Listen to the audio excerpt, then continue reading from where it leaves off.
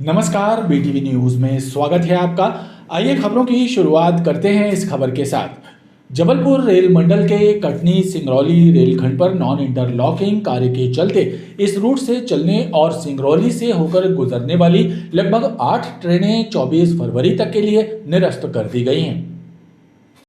DRM कार्यालय से मिली जानकारी के अनुसार प्री एनआई और नॉन इंटरलॉकिंग कार्य के दौरान रद्द की गई ट्रेनों में जबलपुर सिंगरौली इंटरसिटी एक्सप्रेस और सिंगरौली जबलपुर एक्सप्रेस 24 और 25 फरवरी तक निरस्त हैं। इसके अलावा भोपाल सिंगरौली एक्सप्रेस दोनों ओर से 4-4 ट्रिप और सिंगरौली निजामुद्दीन एक्सप्रेस दोनों तरफ से 2-2 ट्रिप रद्द रहेंगी। वहीं हावड़ा भोपाल कोलकाता एक्सप्रेस और संतरागाछी अजमेर एक्सप्रेस भी 2-2 ट्रिप रद्द कर दी गई हैं। अयोध्या में श्री राम लला की प्राण प्रतिष्ठा के साथ ही देश के कई राम भक्तों के द्वारा मंदिर निर्माण को लेकर किए गए संकल्प पूरे हुए हैं। इन्हीं में शामिल है पनागर के पास ग्राम बरौदा के रहने वाले राजेश पटेल, जो अयोध्या तक पद यात्रा करेंगे। ग्राम बरौदा निवासी राजेश पटेल अयोध्या तक रामचरितमानस लेकर पदयात्रा करेंगे। उन्होंने बताया कि मंदिर निर्माण को लेकर लिया गया उनका संकल्प पूरा हो गया है, लिहाजा 1 फरवरी से वो अपनी यात्रा आरंभ करेंगे और लगभग 20 से 25 दिनों में उनकी यात्रा समाप्त होगी। हालांकि उनका कहना है कि वो 14 दिन में पदयात्रा समाप्त करने का प्रयास करेंगे। प्रण किया कि जब तक मंदिर बनेगा नहीं, जब तक मैं अयोध्या जाऊंगा नहीं, क्योंकि भगवान हमारे टेंट में रहें और हम महलों में रहें, गाड़ी घोड़ा से जाएं, ये अपने अंदर क्षमता नहीं थी कि भगवान को मैं दर्शन कर सकूं। और आज भगवान का भव्य राजमहल बन गया, भगवान वहाँ प्राण प्रतिष्ठा भी हो गई। अब मेरा संकल्प ये पूरा हो गया कि मैं अयोध्या जा कर के रामचरितमानस का पद यात्रा करके रामचरितमानस को सर पर ले करके अयोध्या पहुंचूंगा, जो कि 14 दिन में मेरी सोच है कि मैं 14 दिन में कवर करूंगा अयोध्या की। और वहां जाकर के मैं दर्शन करने के बाद या पहले जैसा भी बनेगा समय वहां पर रामचरितमानस का 24वां पाठ वहां खंड करूंगा। आप यहां से जाओगे तो गढ़ा गंगानगर स्थित रानी दुर्गावती शासकीय कन्या उच्चतर माध्यमिक विद्यालय में वार्षिक खेलकूद प्रतियोगिताओं का आयोजन हुआ। इस दौरान शालेय वार्षिक पत्रिका का विमोचन भी अतिथियों द्वारा किया गया। बताया होता तो मैं उसको गढ़ा गंगानगर स्थित शासकीय कन्या उच्चतर माध्यमिक शाला में वार्षिक खेलकूद प्रतियोगिताओं का आयोजन किया गया, जिसमें छात्राओं ने अपनी खेल प्रतिभा का प्रदर्शन किया।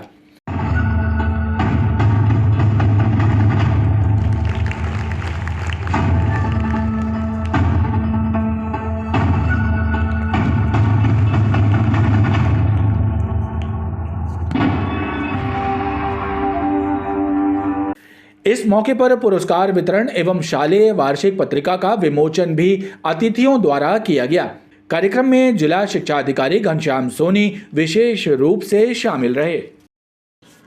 नगर निगम की स्थापना शाखा से संबंधित 75 से ज्यादा केस अभी भी कोर्ट में लंबित है और इन केसों में नगर निगम की ओर से जवाब तक प्रस्तुत नहीं किए जा रहे हैं।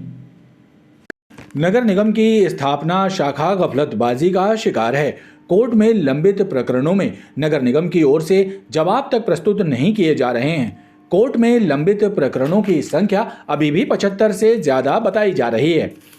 पिछले वर्ष हमारे पास तकरीबन 218 WP प्रकरण थे और तकरीबन 31 कंटेम्प्ट प्रकरण थे।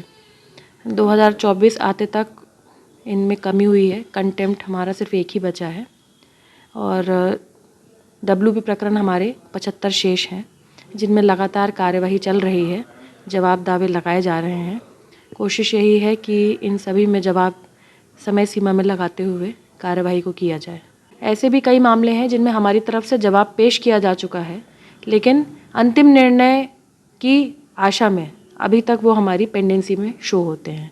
जैसे ही सब में अंतिम निर्णय आ जाएगा तो वो केसेस हमारे बंद की श्रेणी में आ जाएंगे।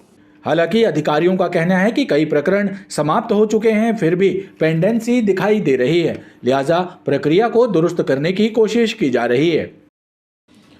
ई ऑटो रिक्शा चालकों की मनमानी के कारण सराफा में हर घंटे जाम लग जाता है। ई ऑटो रिक्शों की बेहिसाब संख्या और बेढंगे संचालन से यातायात व्यवस्था बाधित हो रही है, लेकिन जिम्मेदार अधिकारी मूक दर्शक बने हुए हैं। शहर में ई ऑटो रिक्शों की बेहिसाब संख्या से शहर की यातायात व्यवस्था चौपट हो चुकी है। सबसे ज्यादा खराब स्थिति सराफा रोड की रहती है, जहां ऑटो रिक्शा चालकों की मनमानी से हर घंटे में जाम की स्थिति निर्मित हो जाती है।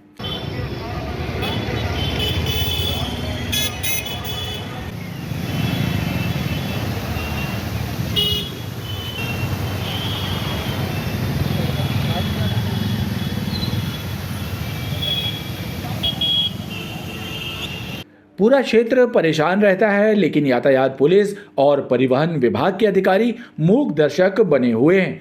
यदि ई ऑटो रिक्शों का रूट निर्धारित हो जाए तो स्थितियां सुधर भी सकती हैं।